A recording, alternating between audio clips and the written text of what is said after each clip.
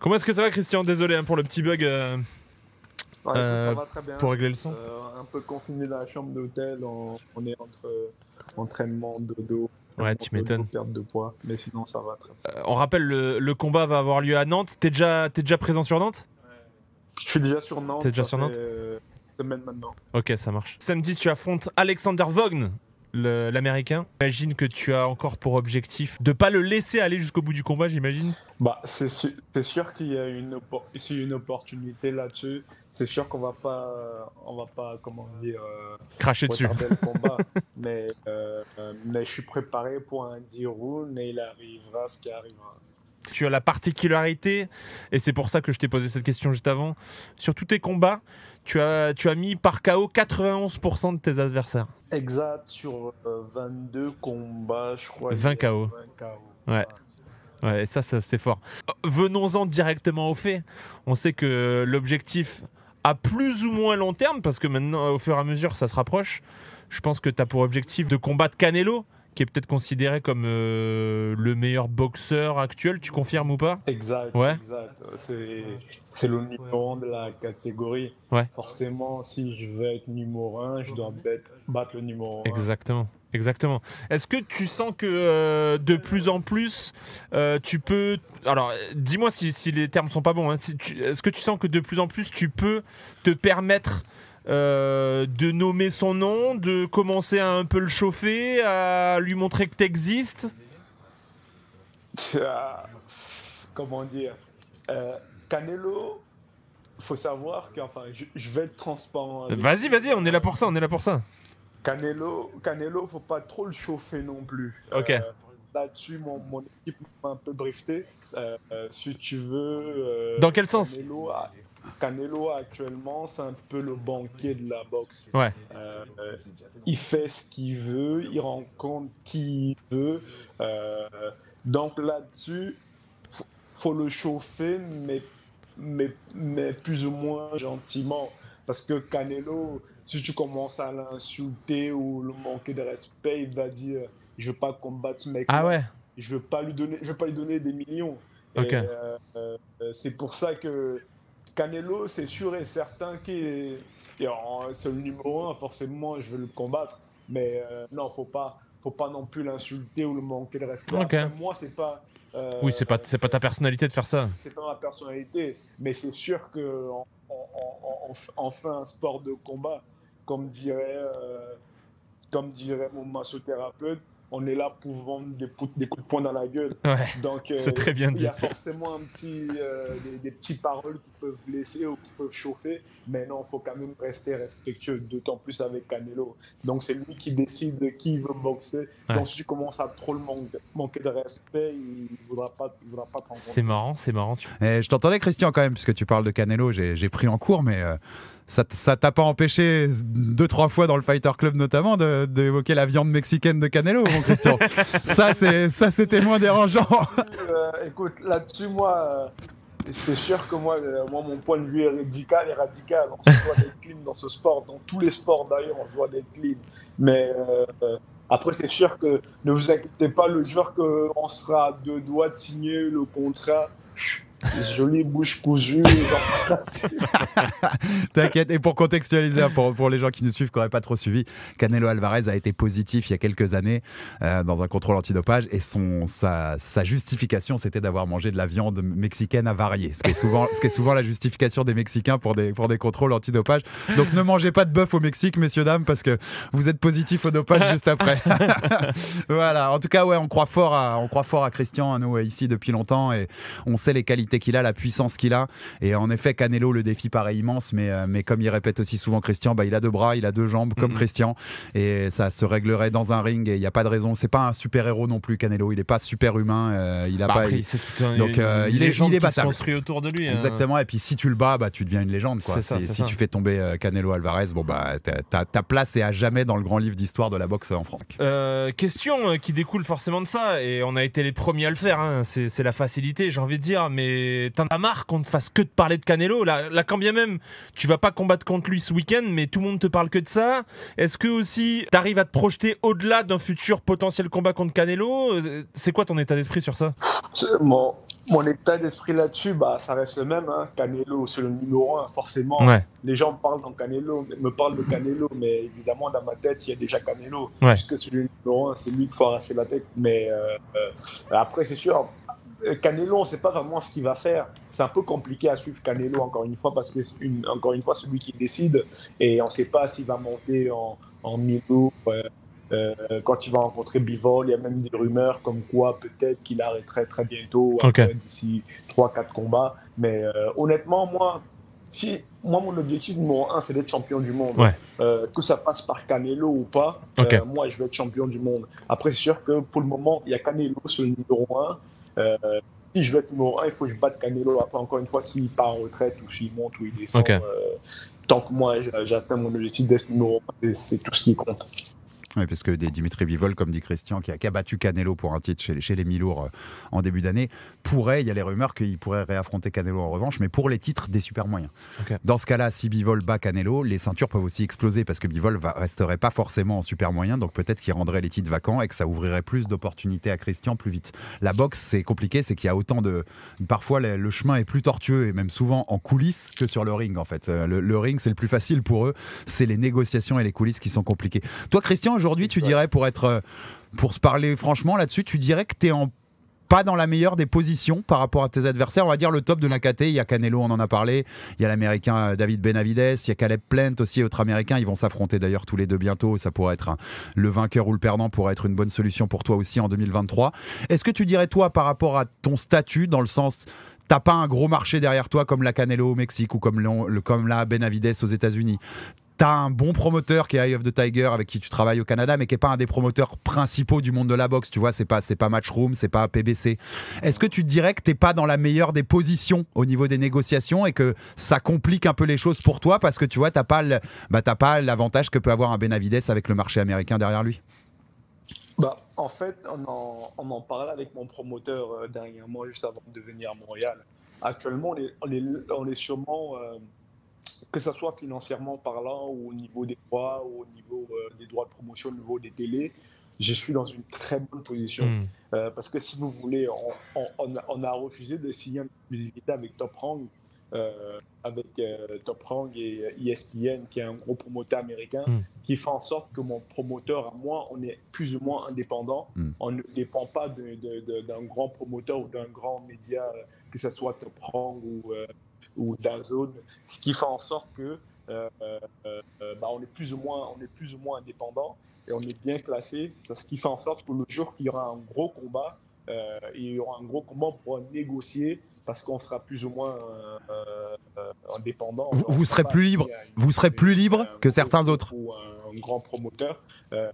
Après, c'est sûr qu'au niveau boxe, on est très bien placé aussi parce qu'il y a Caleb Plant et Benavidez qui vont plus ou moins se taper dessus. Le gagnant va soit rencontrer Canelo ou soit moi. Donc là-dessus, je pense que ça soit au point de vue de la promotion ou au point de vue des classements, au point de vue de la boxe, je suis dans une très bonne position maintenant. Maintenant, à moi de rester concentré sur ma boxe et continuer à franchir les étapes parce qu'encore une fois, tout peut basculer d'un côté ou de l'autre. Il suffit de s'endormir un petit peu et j'ai une défaite inattendue et comment dire, le plan de carrière tombe à l'eau. Mais en tout cas, c'est sûr qu'actuellement, on est dans une très bonne position. En tout cas, il y a une pression importante pour nos téléspectateurs, enfin pas téléspectateurs, nos viewers, qui est en effet les combats de Christian depuis. C'est le deuxième combat, tu me diras Christian si je dis une bêtise, mais c'est le deuxième combat qui est diffusé sur ESPN maintenant. C'est-à-dire que Christian, ses combats sont diffusés aux États-Unis sur ESPN, le grand diffuseur sportif américain, et c'est forcément plus de lumière sur Christian, sur ses performances. Il y a plus de public devant. Toi, ça te met un peu plus de pression, Christian, ou pas? Parce que tu sais qu'il y a plus de public devant tes combats maintenant, ou pas du tout? Tu t'en fiches de ça? Non, on s'en fout, mais après, là-dessus, ça change pas grand-chose. Encore une fois, si tu veux, l'objectif de mon promoteur là-dessus, c'était vraiment de me faire connaître plus dans le marché américain. Mais encore une fois, ce contrat-là, c'est uniquement un contrat, comment dire ça? De diffusion. Diffusion. On a signé pour, je sais pas, on a dû signer sur 3 ans. 10 gars-là. Mais c'est pas avec moi, Christian Billy, le boxeur. C'est avec le groupe de promotion, que ce soit moi ou pas. Ouais. On doit de les vendre des droits télé sur les combats. C'est Donc, bien ce de qui fait en préciser. sorte que moi, personnellement, je ne suis pas engagé avec ESPN ou avec Top Rank.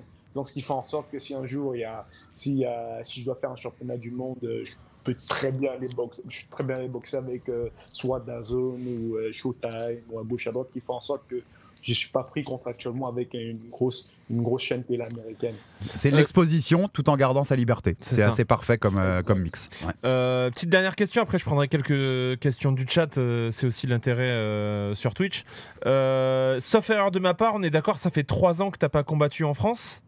Ça te fait quoi de retrouver le public français excité, un peu de pression? C'est quoi tes impressions sur ça? Honnêtement, j'ai hâte que ça commence. Ouais. Après, c'est sûr que combattre en France en période des fêtes comme ça, tu as plus envie de boucler rapidement le combat et passer un peu dans la période des fêtes, profiter de la famille et tout ça. Mais je suis très content d'être de retour. Heureusement, je pense qu'au niveau timing, ça a été parfait. Parce que là, vu l'ampleur où prend ma carrière, je pense que je suis pas prêt de revenir en France. C'est vraiment le bon moment. Juste avant les gros combats, et ça va permettre de renouer un peu avec le public français. Et c'est ça, le donner rendez-vous d'ici à court à moyen terme, comme quoi on est prêt à aller chercher un championnat du monde. Mais dans tous les cas, je suis très content d'être présent ici et c'est sûr et certain que je vais vous offrir un très gros spectacle. C'est ta dernière, tu le penses, selon toi, Christian? C'est la dernière fois qu'on te voit dans un ring en France, selon toi? Non, j'espère pas.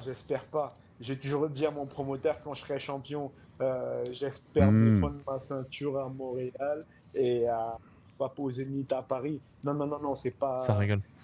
C'est pas la dernière fois, mais je pense que d'ici, on va peut-être revenir d'ici 2-3 ans maximum. Mais c'est sûr qu'à moyen terme, on n'est pas prêt de revenir. Mais après, je peux pas m'avancer là-dessus. Il suffit qu'il y ait une grosse demande ou un promoteur qui a des moyens de mettre un budget pour pouvoir organiser un combat à Paris. Pourquoi pas? Mais actuellement, je pense que c'est un peu plus compliqué. Mais faut pas fermer la route non plus. Mais c'est sûr que non, au niveau du plan de carrière, ça va être un peu plus compliqué. Et ça fait sens. Il a pris rendez-vous, les murs. Oui. Christian Mbili défendra sa ceinture mondiale en France, c'est ça. Dans quelques années. On prend rendez-vous, mon Christian, c'est parti. Christian, rapidement, 2 questions du chat. Tu as parlé de manque de professionnalisme des organisations en France. Est-ce que tu peux donner quelques exemples d'axes d'amélioration dont on pourrait faire preuve en France? Non, écoute, après c'est peut-être mes problèmes spécifiques à moi par rapport à l'organisation qu'on a eue ici. Mais écoute, là-dessus, après moi, c'est sûr que ce que moi j'avais à dire, c'est pour boxer en France, il y a vraiment des visites médicaux très lourds, des visites médicaux qu'on ne voit pas ailleurs, que ça soit après l'IRM cérébral, ça c'est normal, l'ophtalmo, tester des forces, il y a plusieurs comme ça, plusieurs visites médicaux à faire qu'aux États-Unis, ça coûte une fortune. Ça coûte une fortune. Pareil, on demande aux organisateurs de prendre en charge pour les adversaires. Ils ne veulent pas, ou les trucs bêtes en texte organisation pour savoir quand est-ce qu'on arrive en France. On a une réponse 3 semaines après, et pourtant on doit arriver en France dans 2 jours. Tu vois, c'est des trucs où honnêtement c'est compliqué. C'est dans les détails. C'est dans les détails qu'on voit le professionnalisme. Pour être honnête avec vous, mon promoteur était à 2 doigts de me retirer de ce show-là. Il a arrêté comme écoute. C'est pas sérieux là. On fait de la boxe, on fait pas de sport amateur. Ouais. Et honnêtement, c'est sûr que c'est un peu un coup de gueule que moi je lance par rapport à l'organisation qu'il y a eu ici. Encore mon équipe. Et t'as raison. Parce que je voulais les incendier médiatiquement. Là-dessus, j'ai dit à Marc, écoute, là, moi je voulais tuer. C'est pas possible de faire des trucs comme ça. Le monde crie qu'il n'y a pas de boxe en France. Exactement.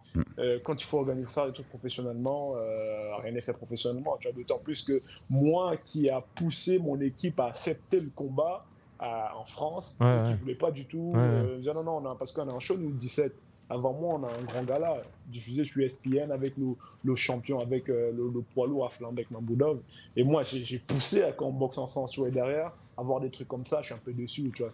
Bah, surtout que je pense, là, tu commences à avoir une aura, une popularité qui, je pense, peut te permettre de faire bouger les choses et les lignes. Puis Christian, on en parlait ce matin dans le Fighter Club. Il faut faire bouger les choses. Après, je vais pas me faire des ennemis non plus. Non, c'est clair. C'est juste que là-dessus, l'organisation, honnêtement, je suis comme ok, c'est compliqué. C'est surtout que moi, personnellement, de mon point de vue, tu le fais de manière très intelligente. C'est pas du trash talk pour parler mal. Tu vois, c'est très intelligent. Tu vois, et puis on en parlait, je disais ce matin, on en parlait avec Christian et Souleymane Sissoko ce matin dans le Fighter Club. Donc samedi à Nantes, il nous propose la plus belle carte de boxe en France de l'année avec deux de nos plus grands talents. Souleymane explique qu'il a quand même, quand il a signé chez Matchroom, il a signé une clause. Il leur a demandé une clause exprès pour pouvoir reboxer en France de temps en temps. Christian vient de l'expliquer. Son équipe pouvait pousser pour la soirée de gala du 17 chez eux, rester tranquille, passer sur ESPN, leur grande soirée au Canada. Il a dit non pour pousser pour venir en France. Donc on a deux de nos plus grands talents qui poussent, qui font les efforts pour venir développer la boxe en France. Et derrière, l'organisation manque de professionnalisme. C'est quand même moche parce que ça montre que la phrase de Christian, je trouve, résume tout. Ça montre qu'on a des problèmes en France sur ça. Il y a du travail à faire en France et il faut s'améliorer. Il y a du travail, pareil. Après, tu me diras financièrement, il faut des promoteurs qui ont les moyens financiers. Là, pareil, tu vois un peu le budget de l'adversaire, le budget, mon budget encore ça va, même si là-dessus on peut mieux faire, mais financièrement, mon promoteur était comme ok, tu vas boxer chez toi, on me donne ce budget-là, pourquoi? Je suis comme ok, je gagne autant quasiment que je combats à Montréal.